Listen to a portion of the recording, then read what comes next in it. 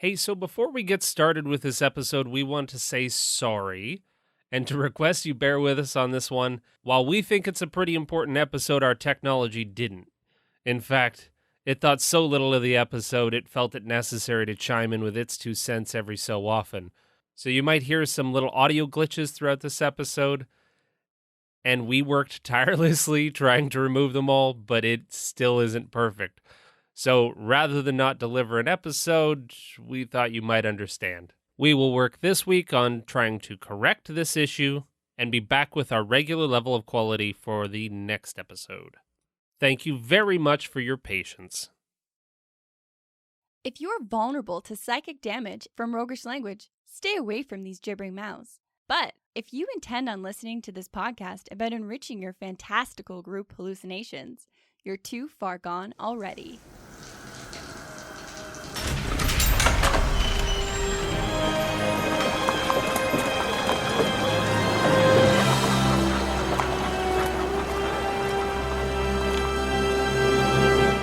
Your next game is going to be self-sufficient. And here's why. In this episode, we're finding answers to why does everyone shit on Rangers? And what can you as a player do to make it the strongest in the party? It's a competition now. And what does a DM need to consider to really help the Ranger not just shine, but glow? Welcome to the Hook and Chance podcast. I'm Travis. And I'm his brother, Jordan. So a lot of people have a lot to say about Rangers, I find. All I hear is gripe about how they're the weakest class and nobody likes them and why would you ever choose a Ranger? And they're a broken pile of bat crap. Well, more that they're kind of jacks of all trades and masters of none. Yeah, people say they're a weaker version of the rogue. They're a weaker fighter. And they're a really sacky druid. I think Rangers are an easy punching bag in terms of, I get it. They're statistically and mathematically and all of those things, sure, they can't stack up for damage output as, say, like a rogue can. Sure.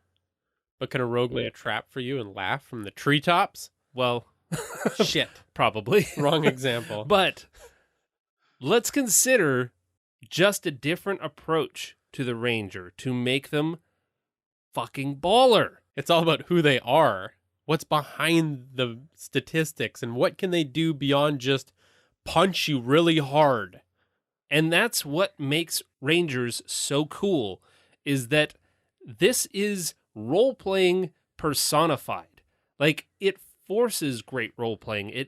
If you want this character and this class to really shine, it's all in how you role-play this killer class. Absolutely. Consider some of the best Rangers. The Ranger's almost based off of Aragorn. Hell yeah. From Lord of the Rings, like, actually. That's the archetype. Yeah. Then you got Jon Snow, sure, who handles himself in whatever scenario.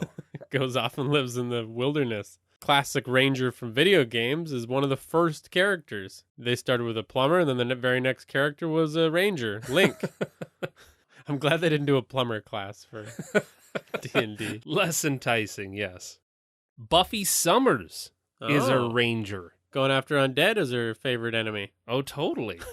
There you go. She's straight out of Ranger. And then, of course, you have Batman. We're going Ranger now. Oh, yeah. Batman, I can use Batman as any example. He's the best at everything. Okay. Well, hear me out on this weird train of thought. Sure. So this is exactly why people crab about Rangers in parties. You've got the cleric who's the best at healing. You've got the fighter who's the best at doing damage. You've got the rogue who's best at sneaking. You've got all of these best ofs. Wizard, best at magic. Sure. And ultimately, you end up having this Ranger who doesn't feel as good at doing any of those things. Right. Very similarly, you've got the Justice League. You've got Wonder Woman, you've got Superman, you've got Green Lantern. Good. Oh, yeah. Like, that's it. They are the epitome of this shit that they do. Yeah. And then you've got human rich male Batman who's just kind of mediocre. I mean, arguably, in terms of punching power, he's dragging that team down. He's bringing down the average on punch power. Oh, yeah. No. That's for sure. Most of them can knock somebody out of orbit, and Batman can just kick real hard. I mean, he knows every martial art. This is fair. Pretty good. Yeah. So in terms of raw strength, just like the Ranger, Batman doesn't have it. However, every story about the Justice League centers around Batman. And he's the most interesting character. Look at that. It's not so interesting to watch somebody punch real hard. This is what we've been saying. So in terms of playing a great Ranger, being the cleverest loner that helps support the team. Yeah. That is the linchpin to everything, that always saves the asses of everybody else. Because while you might not be the best, you can still be the one that's, saving the day. That has the skill that's needed in the moment. Yeah. All of this to say that Rangers are interesting as shit to roleplay. That's what we're diving into today. So let's talk about that some more in our strategy stateroom. This is the strategy stateroom, where inventive and cunning tactics are crafted for when they're needed most. Okay, so let's start off with strengths. Where does the Ranger really shine? Well, if we're talking the standard stats, then they're the wise one of the group, right?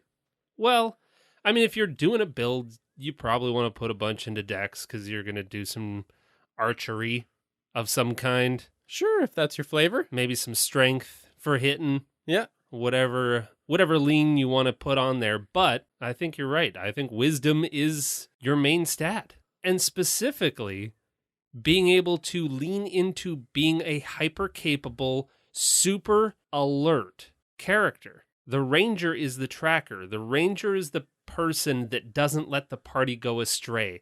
The Ranger is the person that gives advice and says, hey, we should go this way, we shouldn't go this way. They're the ones that are constantly alert and aware of what's happening around the campfire at night. Yeah, they never turn off.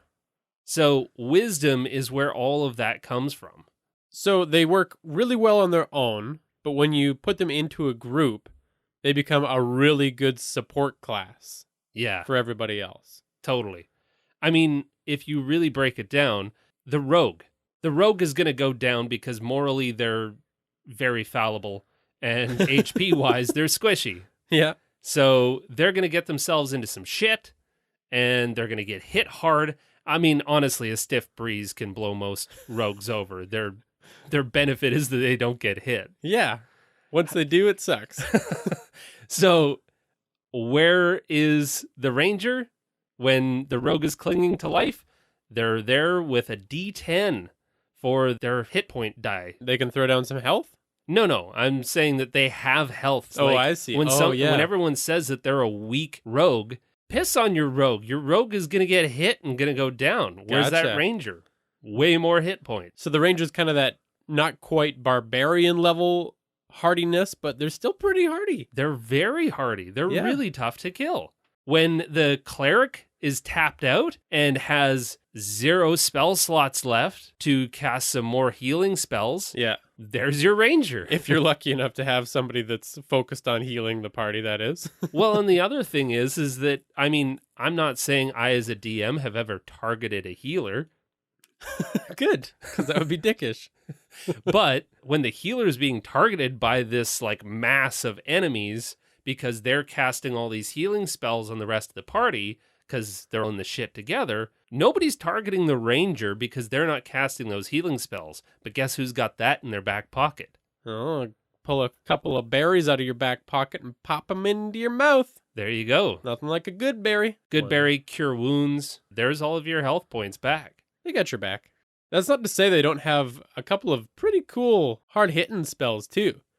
Oh, yeah. But definitely. those hard-hitting spells, the thing I like about them is that they're strategic. They're used in the right circumstances, just like going back to Batman. Totally. Thinking about the battle. Yeah, there's always these, like, pure moments where the Ranger is the one. And knowing and recognizing when those moments are Yeah. is totally key to playing this class. Whether they're throwing down some fog to obscure the area, or they're firing an arrow and it's splitting into what's it called? Volley. Yeah. Yeah. All kinds of fun stuff. Making stuff come out of the ground at your foes. Well, and I think that, again, going back to the support class, this is why this is so freaking important, is that you know when to get the most out of your spells, and you're in and then you're out, and you're supporting the rest of the team. You're never in the spotlight like the barbarian is in the front lines just duking it out. Right. But you're never in the back of the party where the casters are. You're just mobile and you're moving around. You can ignore difficult terrain. Like, you're everywhere, and you're there helping everybody else succeed. Yeah. And that's all still ignoring the really amazing classes. Like, I think D&D recognized that they made kind of a weak class. Like, that was the first reaction to everybody when they were like, the ranger sucks. It needs to be able to do more damage and be crazy. But then you throw in some of those newer subclasses in Xanathar's Guide. Oh. Well, what were the original subclasses? In the player's handbook, you've got Beastmaster and Having you've a got pet? Hunter. Oh, yeah. Nothing wrong with being a good hunter. No. And nothing wrong with Beastmaster. Yeah. I mean, that's a very unpopular opinion. Yes, it is. Most min-maxers will say the Beastmaster sucks. And that's fair. Because, I mean, the math just doesn't work. But I want a connection with my pet. Yeah, exactly. There's only one class that gets a pet. Yeah. However, they did introduce the Gloomstalker and the Horizon Walker, which are just like pound for pound real contenders. So, They sound cool off the bat. well, I think we can kind of leave that to probably a different episode and do some real deep dives on some super cool subclasses. However, that's to say that all of this stuff about the Ranger being a subpar class, stop letting it affect which class you choose to play the next time you roll a character, because there are some super cool ways to go about it. But let's talk about how to role play, because you and I were chatting there about role playing a Ranger, and how do you go about doing that? So as people, Rangers are extremely capable. They've got a lot of skills under their belt. Mm-hmm. That's basically what we're saying. But with that can come a lack of other types of skills, a lack of social skills, having some deep character flaws to work through. Sure. And that's what's so good about some of those examples. Like, that's why Batman is an interesting character, because he's got those deep issues that he's always trying to contend with at the same time as he's always learning new skills. Buffy Summers went through some major emotional arcs as a result of being kind of a jack of all trades and having a little bit of spell casting and like friends and family, and trying to support all of those different people in those different ways. Being that support class is a character. And since they're so wise, they're there to give some advice on what the other characters are going through. They're there to support. I think being the emotional anchor for your party means a lot. Being that character that's going through something and needs the party to do so. Like, build that into your backstory. Build that into your character at its core, is the fact that you are a one-person kind of loner on the outskirts of whatever. Usually on the outskirts of society. That's why they're experts in the wilderness. Sure. But they need this party to accomplish a thing, or to become a better person, or to grow, or to change in different ways. Speaking of an emotional anchor, you've got the Beastmaster subclass, which, holy shit, having an animal companion that if you roleplay really well, Yeah. I mean, everyone's gripe about the Beastmaster is that the animal companion becomes basically a squishy target after a certain level. And to be fair, sometimes it slows things down a bit to try and figure out how the animal companion is coming along on some of these adventures. Sure, that's totally fair. But within that, you have this character, this secondary character that can become familiar with the entire party. Yeah. If you lean into that, then you can get this really cool animal companion that bonds with all of the different members of the party and becomes an emotional anchor. Yeah. The animal companion can become the central figure of the party almost. Totally. Like everyone cares what happens to the animal companion. If you are role-playing this ranger, you can have that animal companion start to build relationships with each one of those people, and I bet you'll see the rest of the party support that squishy figure and like deep emotional connections with this secondary class feature. Like, it's crazy. Yeah. It starts off as kind of a hindrance, but turns into what everyone is fighting for almost. Totally. I mean, we've seen numerous examples of that in our games in different scenarios. Granted, this was actually a summoned creature. It was an owl, one of the jade figures. Oh, yeah. But everyone was so excited when this owl came into play. Yeah. Amped things up when the owl came out. But I think if you're going to roleplay this character, you cannot be the center of attention. You can't always want to be that frontline fighter. You can't hope that you're going to be in the shit all the time. You're a different kind of hero when you're a ranger. Where you do get to be the center of attention, though, is when everybody needs help. Think again to all of those archetypes. You know, Batman in the Justice League is there to save everyone else's ass when punching things doesn't help. Yeah, he's thought through some other solution. Aragorn and Jon Snow, when the battle is going not the right way because all the heavy hitters are out, that's when those characters shine. That's when Jon Snow races into the fray and saves the day. Or does something dumb. Damn it, Jon. You screwed up that whole battle. And it is important to note that being really helpful as a ranger in the right situations depends a lot on what the dungeon master is doing. And there's a lot of ways to support every class, but some of them are a lot easier to support because you give them a monster to hit, they hit it, they look really cool. Yeah. But with the ranger, you got to throw in some different situations that make them look really cool. So one of the ones that comes up a lot for rangers that makes rangers kind of seem like they're underpowered is the whole favored terrain. The favored enemy and the favored terrain, if those don't come up, they feel utterly useless. Well, they're just not used. Yeah. They're literally They're useless. I think that's a huge part of the ranger. They're the only class ability that isn't up to the player. It's up to their surroundings when they use it. Yeah, and this, like, how many players have started I'm going to be an Arctic ranger. Oh, this game takes place in the desert. Well, screw me, I guess. So the ranger and the DM really have to communicate what kind of a game is being played ahead of time. And DMs, don't try and trick them on this one, because that sucks.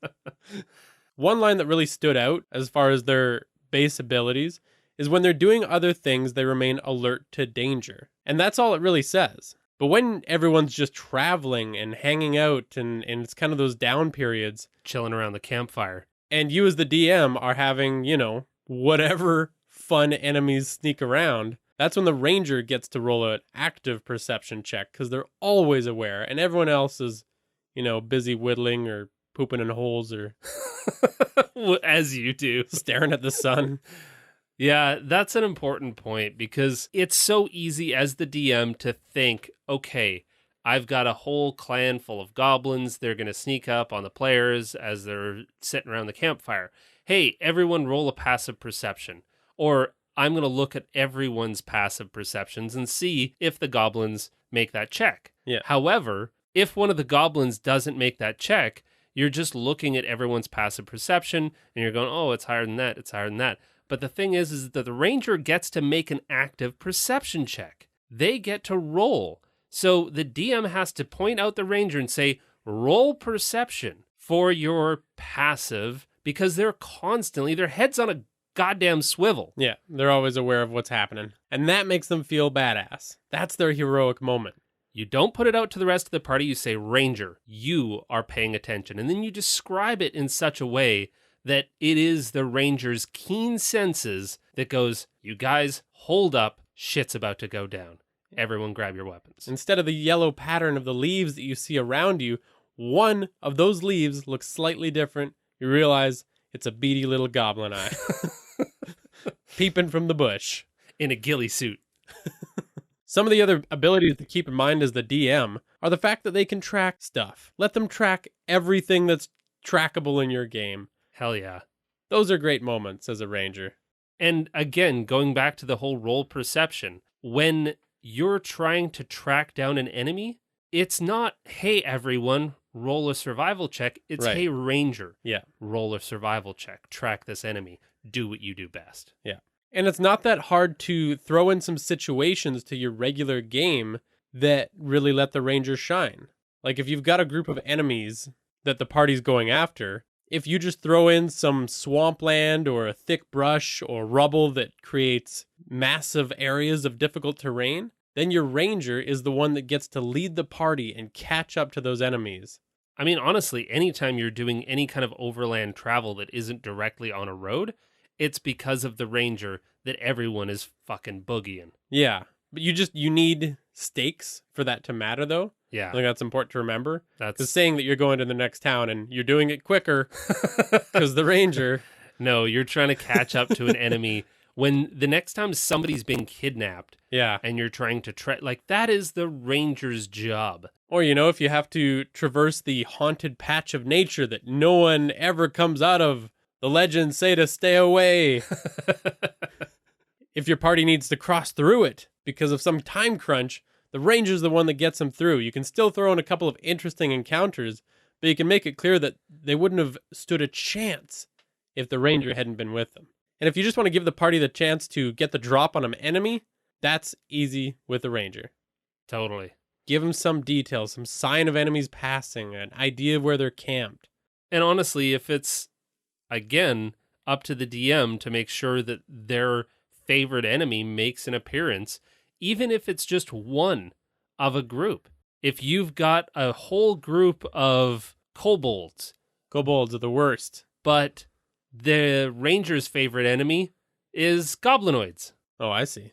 Goblinoids are the worst. There's a couple of them hanging out with the kobolds or whatever the case may be.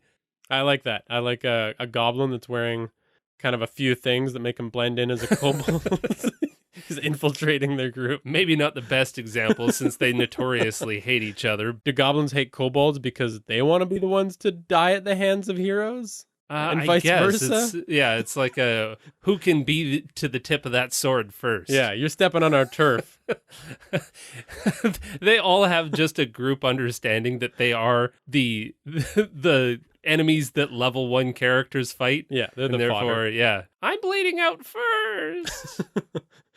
They're racing. You just hold your sword out, and a goblin and a kobold race to impale themselves. Yeah, they're just shish kebab skewering themselves on your sword. You just hold it out. Anyways, if you are playing a character with a ranger, there's a couple of other important notes. Not like wielding a ranger like a sword. You're saying if you're in a party with a ranger. Yes. If that wasn't clear. Well, I got a little mixed up. My main point is let the characters that are good at a thing be good. And I think this goes for more than just rangers. Yeah. But like, this is just great general advice, but it applies particularly. And it's a little bit of a personal pet peeve of mine when I say, hey, go ahead and roll this to a certain player. And then somebody else among the group is like, if that person fails that roll, I'm going to describe it as being insanely hard. So let's say the ranger is trying to track their favorite enemy, but they roll a 1 or even they roll a 10, but this enemy is incredibly well hidden. Yeah. And they didn't make the roll. Having the monk step in and be like, well, I'll roll. What? And then hit it and then roll a nat 20. Yeah. And then it's like, oh, I guess the monk figured it out. No. The monk that lived in a monastery its whole life is now going to be better at tracking than the ranger. If there's a particular activity that one character at the table is better at than another, don't step up. Sit your ass down, monk. This isn't your shit. This is the ranger's time to shine. And basically, I as a DM am going to rule that if the ranger wasn't able to track, then nobody is. So nobody else try to track. I'll find a different narrative way to get you to where you need to go. Yeah, unless you got 6 rangers. Party rangers. whoops, all rangers. And then Would they even want anything? 6 rangers, or would they just build a place in the woods and be happy? Yeah. All right, so that's all we're gonna crab about the rangers. Yeah, I think we didn't crab. We were happy. We provided some good stuff. Well, I've got the usual vitriol laced words coming in here. I'll calm down. Yeah, lean into the role play. You're playing a great class. Rangers are awesome. I really dig them because they force you to be a good role player. Their strengths are all the other things they can do. So bring a good character to the ranger and you're going to have a lot of fun. Oh, hell yeah. If you're just looking for damage, this ain't your bag of treats. Then that final one, DMs, lean in, help your ranger be cool. Throw some difficult terrain in there, throw some of their favorite enemies, and really help support not only this class, but all the other classes at the table. All right, so next we have some characters that are going to inspire your rangers in the Extra Dimensional Gateway. This is the Extra Dimensional Gateway, where unique heroes from strange alternate realities are recruited.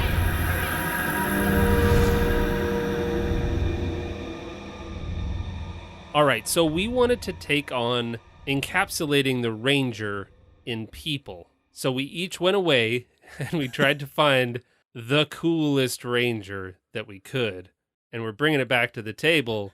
And what we discovered was that you went real and I went fictional. Yeah. So, and we have very different definitions of cool, I guess. Yeah. We really do. So go ahead. Which ranger? What have you got for your real world ranger? Well, to inspire your ranger characters, my definition of cool is apparently a simple man that loved nature and working with his hands. So, Richard Prenicky, if you've ever heard of him, was a pretty interesting guy. He learned the skills of carpentry, mechanics, and heavy equipment operation during his life. So, kind of jack of all trades. Yeah. When he was in the army, he contracted rheumatic fever on a hike, which hospitalized him for 6 months and really made him consider his health and what he wanted to do with the rest of his life. Cool. Yeah. Awakenings. That caused him to devote his life to the strength and health of his body. What better way to do that than connecting with nature? So he moved to Alaska at the age of 34 and he loved it. Cool. When he retired, hiked his way into the Alaskan wilderness, bringing with him the metal heads of hand tools and some food, basically. So he had like a saw blade, an axe head, some chisels and drills. Only what was necessary, and then he whittled his own handles, huh? Yeah, and just started cutting down trees and made himself a cabin. Well, we've already got character growth. Yeah. We've already got like a deeply flawed character that just wants to get away from everything, had some health challenges. Clearly has some kind of a different relationship to social interaction to want to just go out in the Alaskan wilderness. As in needing none of it. Yeah. Because not only did he learn all these things and go out and build this cabin, but then he lived in it for 30 years by himself. Holy shit. That's what we're saying with he did not need people. He just lived at Twin Lakes, Alaska, stared out at the water, and did what he needed to do to survive. Pretty cool. And developed one heck of a connection to the land. And some of the quotes I think are really inspiring for Ranger characters. So he said things like, "The more I see as I sit here among the rocks, the more I wonder about what I'm not seeing. Learn to use an axe and respect it, and you can't help but love it. But abuse one and it will wear your hands raw and open your foot like an overcooked sausage." That sounds like he learned that one from experience. Yeah. What ranger subclass is he? It's definitely not a beastmaster. No. I mean, kind of a hunter. Yeah. He hunted his own food for sure. Sure. We'll go with that. A gloomstalker paints a very different picture of this person. An old man rummaging through the wilderness, stalking through the gloom. You never know what you'll find in the Alaskan wilderness. To leave you with one more quote before we go on to yours. "I've thought briefly about getting caught in rock slides or falling from a rock face. If that happened, I would probably perish on the mountain in much the same way that many of the big animals do. I would be long gone before anyone found me. My only wish would be that folks wouldn't spend a lot of time searching. When the time comes for a man to look his maker in the eye, where better could the meeting be held than in the wilderness? Spoken like a true ranger. Mm-hmm. Very cool. Fill your breeches with that. Well, I don't know if I can top that one, but who is a natural lone wolf that saves the party's ass literally every time with a wide range of their special skills and abilities? Sounds like a badass. Must be me. Who? No, not you, because the second part is, who could you easily root for who's a complex and challenging character with a great arc? I'm not rooting for you. Okay. I'm sold on the character. All right. What are you bringing to the table? Daryl Dixon. Hell yeah, the best ranger. Excellent. Zombie hunter. Obviously, you take favorite enemy, which is the undead. Hold on, just to be clear, this is from The Walking Dead. Yes. Just in case you don't know, he's the character from The Walking Dead. Before I go off the deep end here, The Walking Dead. So yeah, you take the favorite enemy undead, and I'd say at 6th level, you'd take the human as the favorite enemy. Okay, so we're getting into it with this one. Oh yeah. Cool. Obviously, he's got his crossbow. Archery focused. You take crossbow expert, and you make yourself double deadly with that thing. Yeah, that's pretty much his bread and butter, is shooting zombies in the head with a crossbow. So one direction you could go would be like Hunter, with all of the like Horde Breaker, Steel Will, and Stand Against the Tide archetype bonuses that you get as you progress down the Hunter path. Those are all like, well, Horde Breaker, zombies, zombie horde. Stand Against the Tide, also zombie horde. These all sound right in line with him as a character. Right up there. So the other one that I had a little fun with, though, was Beastmaster. And you're going to say, but wait, Daryl didn't have a animal companion. Yeah. But what if his animal companion was a rideable animal companion? Because he's always chopping around on his motorcycle. Exactly. And he was right up my alley. Kindred spirits riding a Triumph Bonneville. Except his was a chopper. Or later on in the series, he gets his Honda CB750 Nighthawk and rides that one around. Both arguably super badass. And a Nighthawk is, unless I'm a dummy, an animal. Sure. I was going to suggest, I don't think Nighthawk is in the monster manual. However, you could take a pony as an animal companion and name it, well, Nighthawk. You could name it Chopper. You could name any kind of those things. Motorcycle pun. Absolutely. However, there is one hitch in this whole idea. That it's a pony? It's a pony. The only thing that can ride ponies are small creatures, which means that we're going to have to make Daryl a halfling. Well, that's pretty awesome, actually. I like the idea of just a little badass halfling ranger. And kind of moody. Yeah. Like a moody halfling with like his long greasy hair. And Daryl's not the hero you expect, and neither is a halfling on a pony. Totally.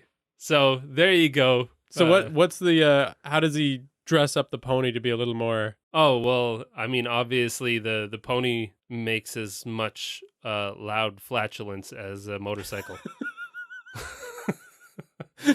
That's how he gets it going. Just a ton of... That's because all he feeds him is good berries. You need more in your diet than good berries. High octane fuel right there. Very good. All right. That took some turns I didn't expect. Oh, well, hopefully you enjoyed that. Hopefully give Ranger another chance. Yeah.